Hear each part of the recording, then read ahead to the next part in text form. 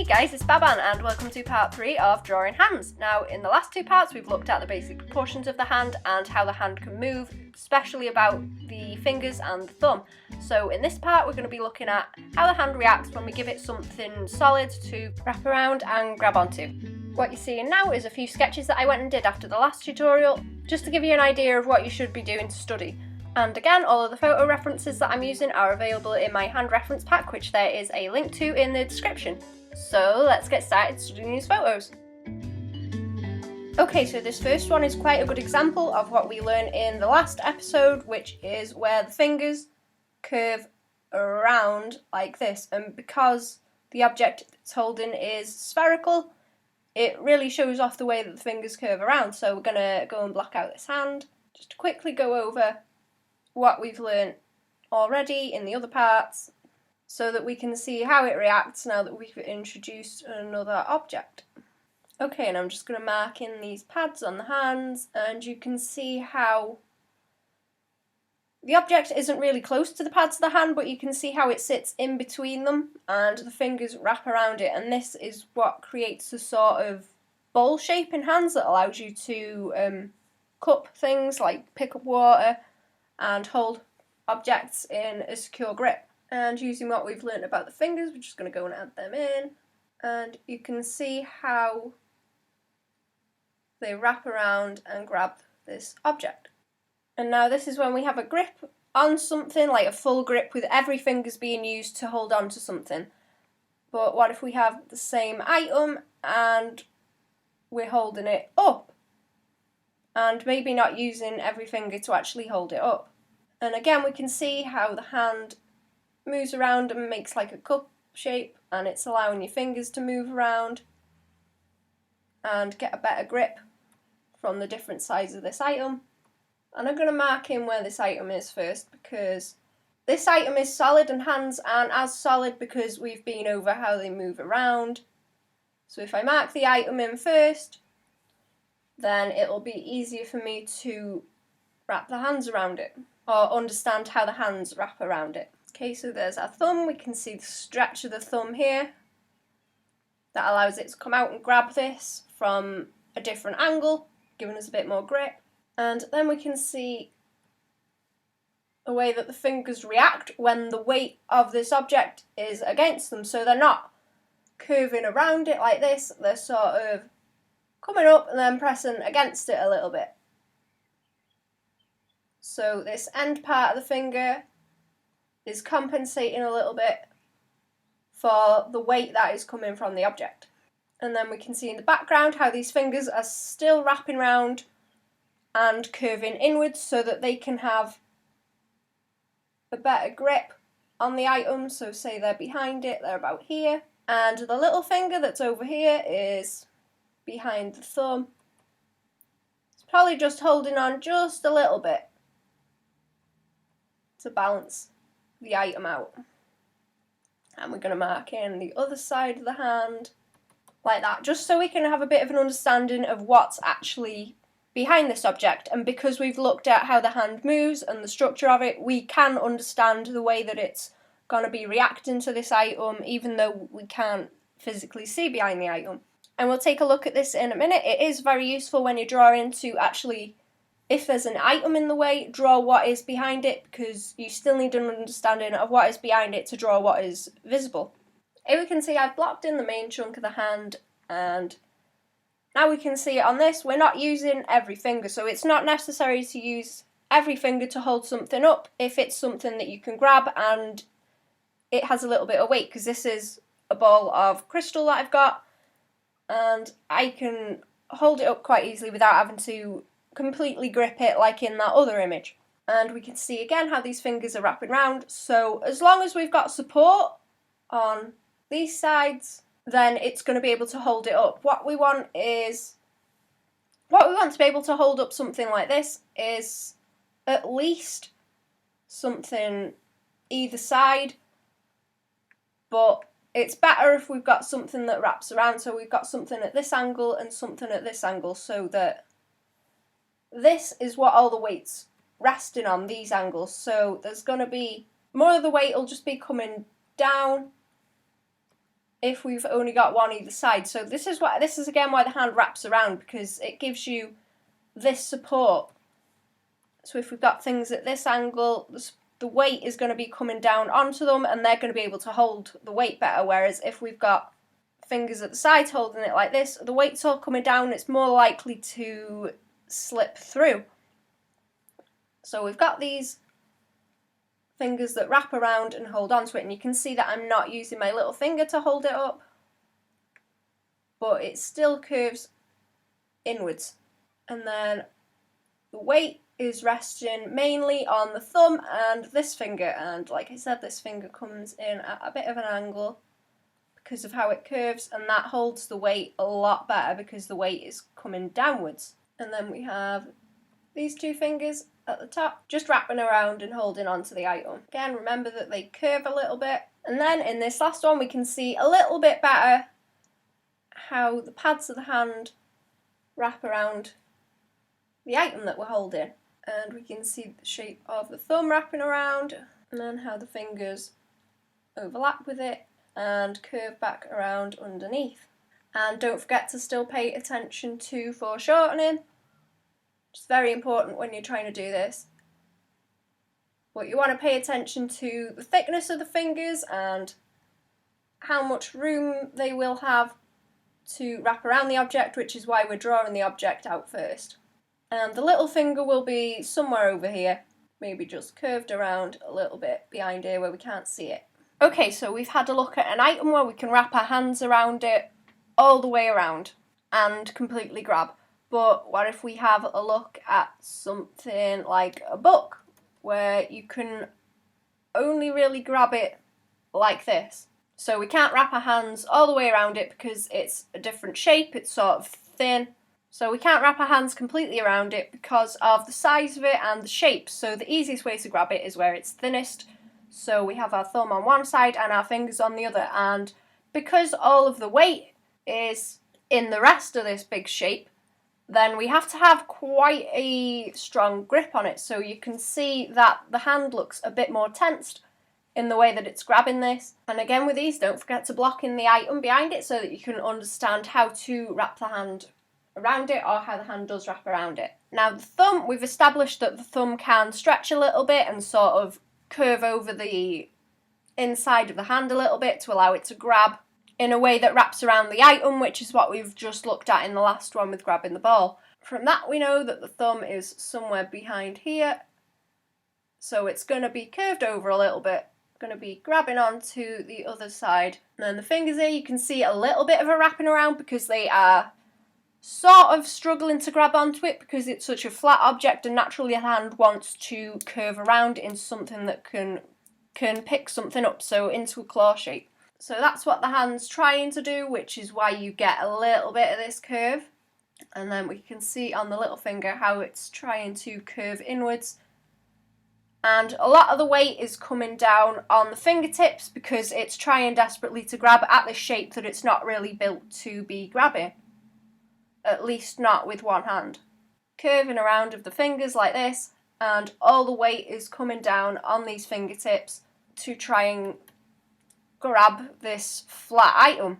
And again, if there is something particular that you want to draw someone grabbing or a hand grabbing, then it's best to try and find an item that's similar that you have and try grabbing it and see how your hand reacts to it. With what we've learnt, we should be able to figure out how the hand would react when grabbing a certain item because of how the hand wants to grab something in a claw, and whether the item causes the hand to react against that or whether it allows the hand to grab around it. Okay, so we've looked at something that the hand can completely wrap around, we've looked at something that isn't the exact shape that would be able to fit a hand around, or that the hand would be able to wrap around entirely. Now let's look at something small like a pencil. Now because pencils are so small compared to the hand, you can wrap your hand around it entirely, but it allows your hand to move more than grabbing something larger would. So you tend to be a bit more delicate when you are picking it up. Okay, so we're going to draw in the shape of the item because it is solid and the shape won't change, but the shape of the hand will have to adapt to it. And with the hands, we can still see how they want to go into this shape where they wrap around. You can see behind everything, they still wrap around almost as if they're going into a fist. The only real resistance that we've got is a little bit from the thumb.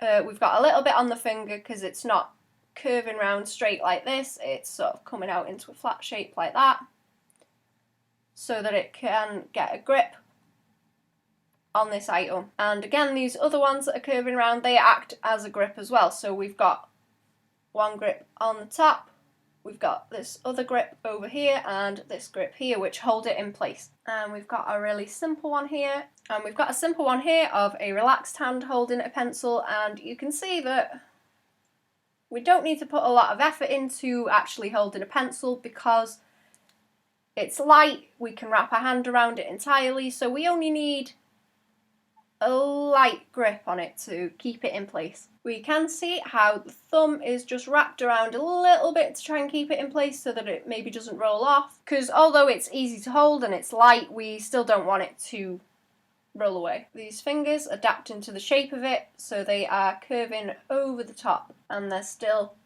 curving inwards a little bit, and that helps. With this finger, you can see how it's just slightly keeping this in place, really lightly touching this one edge of the pencil to keep it in place. And the little finger doesn't really need to do anything because we're not picking up something heavy and we don't need that extra support. And we've got just one more example how hold on to this. So we've got the thumb that comes around and adds the support from this side, so it's overlapping a little bit with the top of it to hold it in place. And then again, we've got this finger that overlaps and comes around and holds it in place a little bit here, and that gives it pretty much a good support because they're both overlapping, and this area that there's nothing touching is pretty small. But because it's such a long item, then we've got these other fingers that come and wrap around and overlap with it slightly just to hold the bottom of it in place, which is why the fingers were so spread out on the book, because the more space there is, the more the weight is going to be distributed and the more places we need to put pressure in to keep a hold of it. And again, the little finger is just sat there because it doesn't really need to hold this in place because it's a light and small item. Okay, and the last thing we're going to take a look at is something that we can wrap our hands around like this. So say maybe a baseball bat, a sword, something like that. Now with these, you can really start to see how the pads of the hand wrapping around affect it. So the pad of the hand is overlapping with this part of the object. The object is solid and the hand is the thing that has to change in order to wrap around it. And then we've got the fingers that come and wrap around. And again, because of this curving around, it allows the fingers to come around this item and get a good hold on it. So pretty much 99% or like 95% of this is covered. So we've got the hand touching it from here all the way around it to here. So this area that isn't covered doesn't really affect it because we've got a hold of all the weight all the way around here, from the thumb all the way around the hand to where these fingers are grabbing, which secures it in place. And we can still see how we've got this inward claw-like curve to hold on to the item. Now, because this item is straight like this, it's very straight lines. The hand isn't as much straight lines, so it gets held at this angle because it needs to fit between the thumb and the fingers, and it needs to be wrapped around by the hand. So this is basically the only way to hold it. It would be very difficult to hold it at this angle because you wouldn't be able to wrap your thumb and fingers around it very easily. And because we have looked at the shape of the hand and the proportions, we know that behind here we will have the bulk of the hand, and then we'll have it's going up this way and then come back down like this. So you can see that this angle here is not the same as the angle that the hand is, or where the knuckles are. So that helps us figure out the way that the fingers come up and how they are going to come up and curve around, and how much of the fingers we'll be able to see. And we're going to have a look at some other angles so that we can have a look at that now, like with this one. And then we need to draw in the shape of the hand. So like I said, it's useful to draw behind the item, and because we've learned about all the shapes, we know that it comes around like this. Okay, so because we know the shape of the hand behind here, and we can tell from the shape of the fingers where it'll be, now we can add in the fingers and understand how they are wrapping around this item. And then we've got the foreshortening, because it's curving up and around, and again it's curving inwards, and this is going to come over and around, and we can see a bit more of this part of the finger because this knuckle is slightly raised. It's a little bit further up as we've been over, so it can come up and around, and we'll see a bit more of this finger from this angle. More of those parts of the finger on these two fingers because of where they are and how they wrap around the item. So you can start to see, once you've got the object drawn, as long as you understand the shapes that are present in the hand, the proportions, how the hand moves, it becomes a lot easier to actually wrap the hand around the item that you've drawn. Okay, and we've got a bit of a simpler angle here, one that's a bit like when we were just drawing simple fists and understanding how the hand wraps around, but now we've got this object in the middle, so we see how the hand wraps around it. And again, like I mentioned in the first video, you can see this shape in the knuckles, and you can see how the bottom one drops off because of how the hand curves around like this. So we only get to see a few of the knuckles. We've got this shape and how it stretches to allow the thumb to curve around this object. The finger is having to make room for the shape of this item because it's coming up at this angle of this green line. That's what it's trying to wrap around. So with the next one, it goes down a little bit because it's not trying to wrap around. The angle's a bit further down, so it's not having to wrap around this higher part because of the angle that the hand is holding it at. Just drawing the finger behind. See how that's probably wrapping around the item. And we've seen in the other ones that this top finger usually is a bit higher up because, again, because of the angle that the hand is having to hold it at, it's at a little bit of an angle, so we'll see it like crossing this green line at this sort of angle because we can't hold it at this angle. So this other one's probably going to come round over here. Okay, let's take a look at it from this angle. Don't forget your foreshortening. Then we can see how the thumb is this way and wraps around over the top. And all these fingers come and wrap around so that pretty much 95% of the item is covered. Fits into this gap between the fingers and the thumb. And this last one, just so that we can see the way that the knuckles are reacting and where that's stretching out and curving round. And then we see this shape again in the knuckles, wrap round, and then we can see a little bit of the webbing, how this finger is raised up just a little bit to give more coverage of the area, to give it more support. So instead of having it down here and having more weight either side, it's trying to distribute that a little bit better just by having the support further up. It's sort of creating a balance between covering enough of the object to balance out the weight and having a firm enough grip on the item. Okay, so there we go. We can still see this curve around, and we can see how this one is coming up just to cover a bit more space. And at the same time, we can see how this is fitting into the space between the thumb and the fingers, and the fingers are wrapping around it to keep it in place. Okay, so now that we've looked at those, let's go and draw some hands with what we've learned. Okay, now we're going to go into much more detail in the next episode, which I'm going to focus entirely on drawing.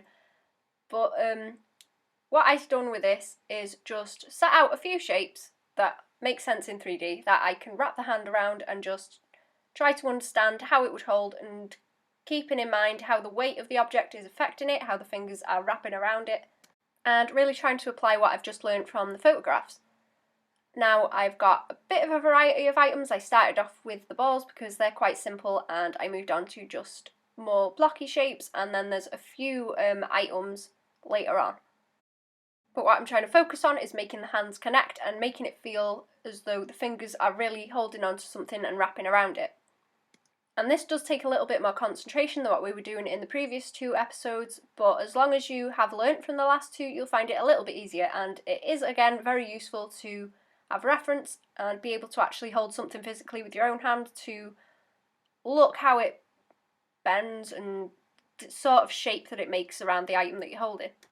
And just lots of different ones, like I said, trying out different ways that the hand would hold it and seeing how the weight affects it and the way that fingers have to be positioned in order to hold up that weight. Now, you don't necessarily have to draw out shapes like I've done and then put the hands on them, but if you're practicing, it's really useful to draw out the item first and then have to make the hand fit to it, because then it forces you to work at maybe an awkward angle that you're not used to, so that you get a bit more of a challenge, and then from that a bit more practice and a bit more understanding from having to figure out how to wrap the hand around this object and make it work. And again, I haven't necessarily put just one hand on each item, I've put anywhere that I felt like drawing or thought would make an interesting pose. Okay, so now we have this sheet of proportion study that we did from the first episode and which way the hands go, just a little sheet to remind us. And then we've got the second lot of study that we did, figuring out how the hand moves, how the fingers move and the thumb. And now we've got this sheet of hands grabbing things, and I'm going to go and clean these up. And in the next episode, we're going to concentrate solely on drawing hands and going through the process with everything that we've learned. Hey guys, thanks for watching! My hand reference pack is available via the link in the description, along with links to where I post stuff and my commission information. If you have any suggestions for tutorials that you'd like to see, or just any comments, then put them down in the comments. If this tutorial helped you, or you think it would help someone else, then like, share and subscribe to get notified when the next episode comes out. I hope this helped. Thanks for watching, bye bye!